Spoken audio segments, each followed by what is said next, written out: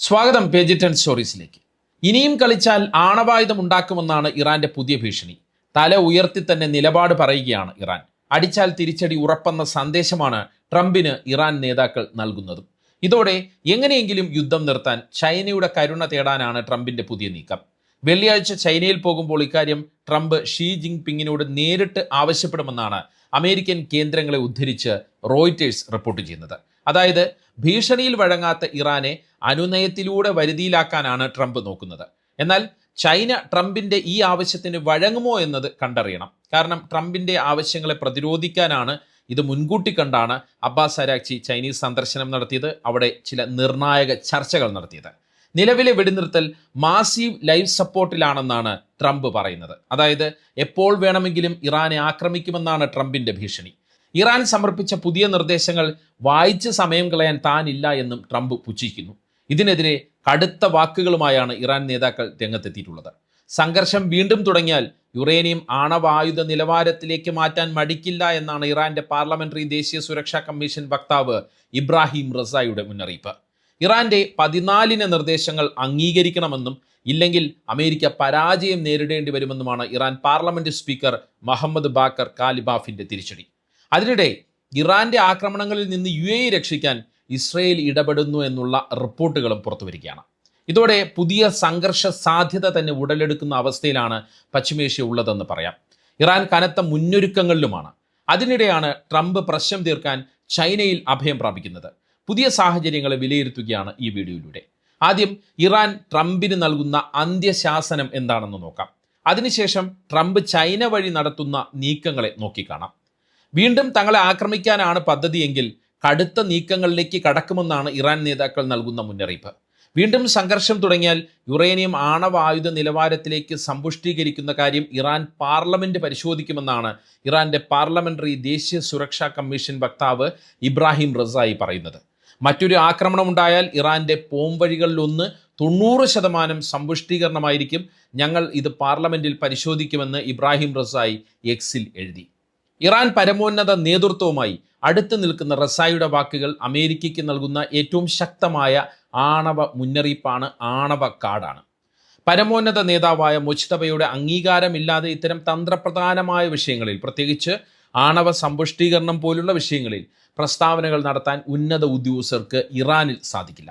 അതുകൊണ്ട് തന്നെ 90% യുറേനിയം സമ്പുഷ്ടീകരണത്തെക്കുറിച്ച് റസായി സംസാരിക്കുന്നത് വെറുമൊരു ഭീഷണിയായല്ല, മറിച്ച് ഇറാന്റെ ആണവ നയത്തിൽ മാറ്റം വരാൻ പോകുന്നു എന്നതിൻ്റെ വ്യക്തമായ സൂചനയായാണ് രാഷ്ട്രീയ നിരീക്ഷകർ കാണുന്നത്. ഇറാന്റെ വധിക്കപ്പെട്ട പരമോന്നത നേതാവ് ആയത്തുള്ള അലി ഖൊമേനിയുടെ മുൻപത്തെ ഫത്വ പ്രകാരം ആണവായുധ നിർമ്മാണം നിഷിദ്ധമാണ്. എന്നാൽ അമേരിക്ക വീണ്ടും ആക്രമിച്ചാൽ ഈ നയത്തിൽ മാറ്റം വരുത്താൻ പുതിയ പരമോന്നത നേതൃത്വം മടിക്കില്ല എന്ന് തന്നെയാണ് റസായി പറഞ്ഞു വെക്കുന്നത്. ഇത് മുസ്തഫ ഖമനേയിയുടെ മൗന അനുവാദത്തോടെയുള്ള നീക്കമാണ് എന്ന് തന്നെയാണ് കരുതപ്പെടുന്നത്.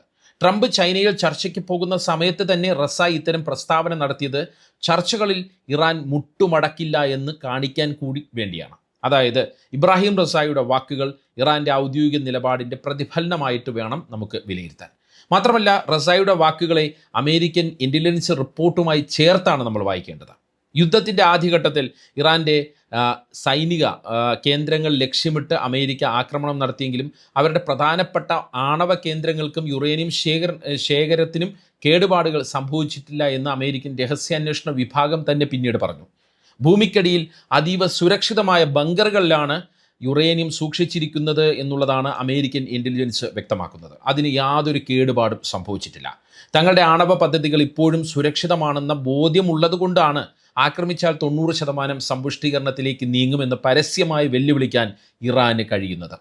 ആണവശേഖരം നശിക്കാത്ത സാഹചര്യത്തിൽ സമ്പുഷ്ടീകരണം 90%ത്തിലേക്ക് ഉയർത്താൻ ഇറാന് അധികം സമയം വേണ്ടിവരില്ല എന്നുള്ള കാര്യവും ശ്രദ്ധിക്കണം. ഇത് അമേരിക്കയെയും ഇസ്രയേലിനെയും സംബന്ധിച്ചിടത്തോളം വലിയ സുരക്ഷാ ഭീഷണിയാണ് എന്ന് തന്നെ പറയാം. ഇറാന്റെ ആണവ കേന്ദ്രങ്ങൾ തകർക്കാൻ നിലവിലെ ആക്രമണങ്ങൾ കൊണ്ട് സാധിച്ചിട്ടില്ല എന്ന് ട്രംപിനും ബോധ്യമുണ്ട്. അതുകൊണ്ടാണ് ചൈനയുടെ സഹായത്തോടെ ഈ യുറേനിയം ശേഖരം ഇറാനിൽ നിന്ന് പുറത്തെത്തിക്കാൻ ട്രംപ് ശ്രമം നടത്തുന്നത്. ഞങ്ങളോ ചൈനയോ വിചാരിച്ചാൽ മാത്രമേ അത് പുറത്തെടുക്കാൻ കഴിയൂ എന്ന ട്രംപിൻ്റെ പ്രസ്താവന ഇതിൻ്റെ വ്യക്തമായ സൂചനയാണ്. അതായത് ഇറാന്റെ പക്കൽ അവരുടെ ആണവ കാർഡ് സുരക്ഷിതമായി ഇരിക്കുന്നു എന്നത് തന്നെയാണ് ട്രംപിനെ അസ്വസ്ഥമാക്കുന്നത്. ചൈനയിലേക്ക് കാര്യങ്ങൾ എത്തിക്കാൻ ട്രംപിനെ പ്രേരിപ്പിക്കുന്നതും അതുതന്നെയാണ്. അതിനിടെ ഇറാന്റെ പക്കലുള്ള യുറേനിയം ശേഖരം റഷ്യയിലേക്ക് മാറ്റി സൂക്ഷിക്കാമെന്ന നിർദ്ദേശം റഷ്യൻ പ്രസിഡന്റ് വ്ളാഡിമിർ പുടിൻ ആവർത്തിച്ചു. എന്നാൽ അതിനെ വേണ്ടത്ര അഡ്രസ്സ് ചെയ്യാൻ ട്രംപ് ശ്രമിക്കുന്നില്ല എന്നുള്ള കാര്യവും നമ്മൾ ശ്രദ്ധിക്കണം. അതിന് കാരണം ചൈനയുമായി ചില കൊടുക്കൽ വാങ്ങലുകളാണ് ട്രംപ് ലക്ഷ്യമിടുന്നത് എന്നതുകൊണ്ട് തന്നെയാണ്. ചൈനയ്ക്ക് ട്രംപിനേക്കാൾ കൂടുതൽ ട്രംപിന് ചൈനയെ ആവശ്യമുണ്ട് എന്നതാണ് സ്ഥിതി എന്നാണ് വിദഗ്ധരെല്ലാം വിലയിരുത്തുന്നത്. ഇനിയും ട്രംപ് ചൈനയ്ക്കെതിരെ താരിഫ് പ്രയോഗിക്കുകയാണെങ്കിൽ അതിനെതിരെ പ്രയോഗിക്കാൻ ചൈന തങ്ങളുടെ സാമ്പത്തിക സമ്മർദ്ദ തന്ത്രങ്ങൾ നിശബ്ദമായി മൂർച്ച കൂട്ടിയിട്ടുണ്ടെന്നുള്ള കാര്യവും ട്രംപിന് നന്നായി അറിയാം. ഇതെല്ലാം കൊണ്ട് തന്നെ കൂടുതൽ സാമ്പത്തിക കരാറിലേക്ക് ചൈനയുമായി പോകാൻ ട്രംപ് തയ്യാറായേക്കില്ല എന്നാണ് സൂചന. പകരം നിലവിലെ കരാറുകളെ ശക്തിപ്പെടുത്താനായിരിക്കും ട്രംപ് ശ്രമിക്കുക. അതായത് ട്രംപ് ചൈനയിലേക്ക് ചെന്ന് ഷീ ജിങ് പിന്നുമായി ചർച്ച നടത്തുമ്പോൾ അതിനായിരിക്കും ട്രംപ് ശ്രമിക്കുക. ബാക്കി ട്രംപിൻ്റെ അജണ്ട മുഴുവൻ ഇറാൻ യുദ്ധത്തെ ചുറ്റിപ്പറ്റി തന്നെ ആയിരിക്കുമെന്നാണ് രാഷ്ട്രീയ നിരീക്ഷകർ വിലയിരുത്തുന്നത്.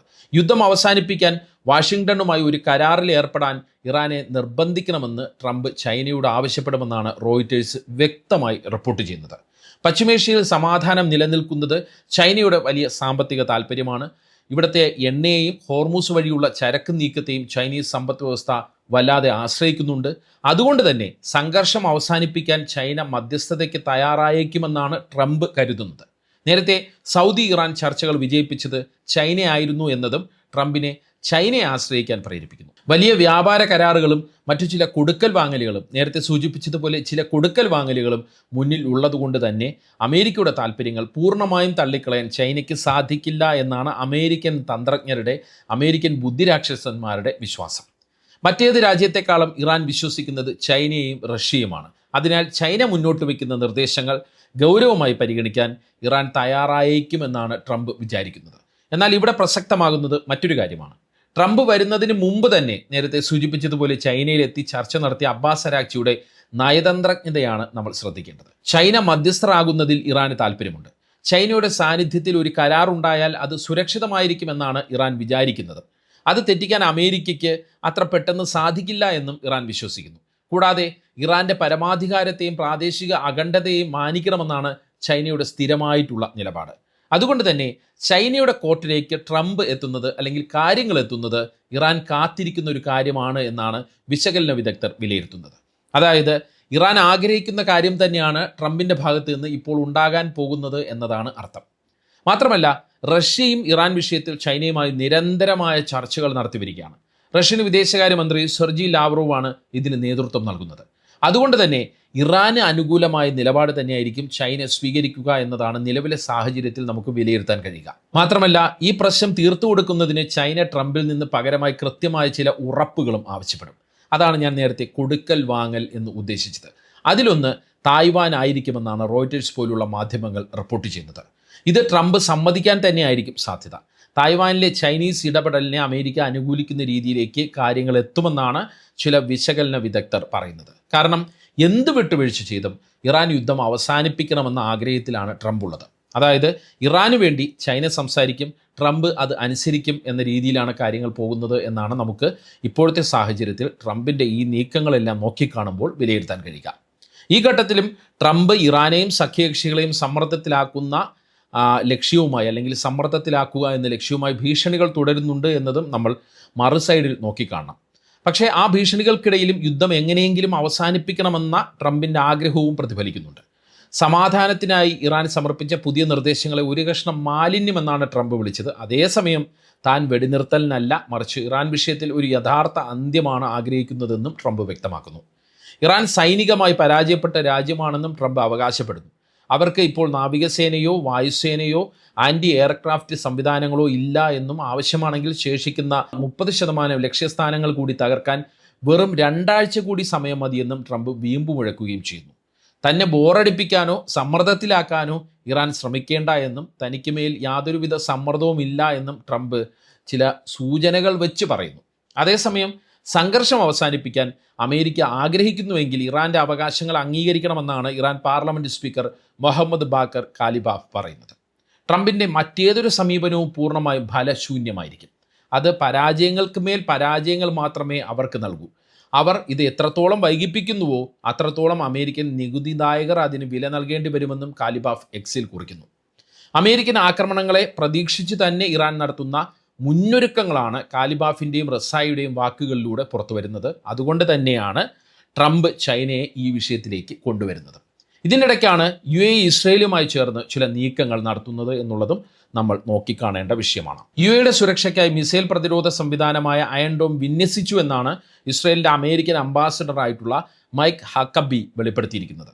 ഇസ്രയേലിന് പുറത്ത് അമേരിക്ക ഒഴികെ മറ്റൊരു രാജ്യത്ത് ഇതാദ്യമായാണ് അയൺ ഡോം പ്രതിരോധ സംവിധാനം വിന്യസിക്കുന്നത്.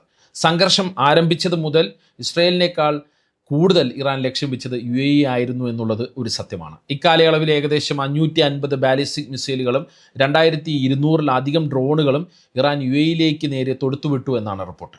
ഏറ്റവും അവസാനവും ഇറാൻ UAE ആണ് ലക്ഷ്യമിട്ടത്. തുടർന്നാണ് UAE president Mohammed bin Zayed Al Nahyan നെതന്യാഹുവിനോട് സഹായം അഭ്യർത്ഥിച്ചത് എന്നാണ് നമുക്ക് ലഭിക്കുന്ന വിവരം.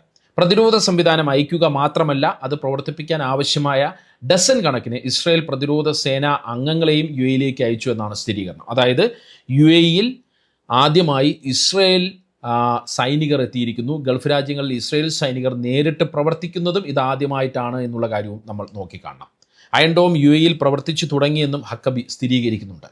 UAEയിലേക്ക് ഏറ്റവും ഒടുവിലായി വന്ന ഇറാനിയൻ മിസൈലുകളെ തടഞ്ഞത് അയൺ ഡോം ആയിരുന്നു എന്നാണ് സ്ഥിരീകരണം. 2020 ഒപ്പിട്ട എബ്രഹാം അക്കോർഡ്സ്, അതായത് എബ്രഹാം ഉടമ്പടി വഴിയുള്ള ബന്ധമാണ് ഈ സൈനിക സഹായം സാധ്യമാക്കിയതെന്നും ഹക്കബി വ്യക്തമാക്കുന്നു. ഇതുകൂടാതെ ഡ്രോണുകളെ കണ്ടെത്താനുള്ള സ്പെക്ട്രോ സംവിധാനവും അത്യാധുനിക ലേസർ പ്രതിരോധമായ അയൺ ബീമും UAEക്ക് ഇസ്രയേൽ നൽകിയതായ റിപ്പോർട്ടുകളുണ്ട്. എന്തായാലും UAEയുടെ ഈ പുതിയ നീക്കവും ഇറാനെ പ്രകോപിപ്പിക്കുന്നതാണ് എന്നാണ് നിരീക്ഷകർ വിലയിരുത്തുന്നത്. ട്രംപിൻ്റെ ഭീഷണി ഒരു വശത്തും ഇറാൻ്റെ വെല്ലുവിളി മറുഭാഗത്തും നിൽക്കുമ്പോൾ പശ്ചിമേഷ്യയിൽ സാഹചര്യം ആശങ്കാകുലമാണ്.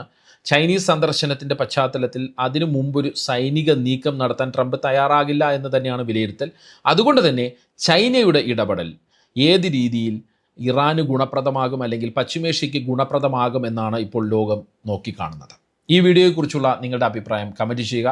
മറ്റൊരു വീഡിയോയുമായി വീണ്ടും കാണാം. നന്ദി, നമസ്കാരം.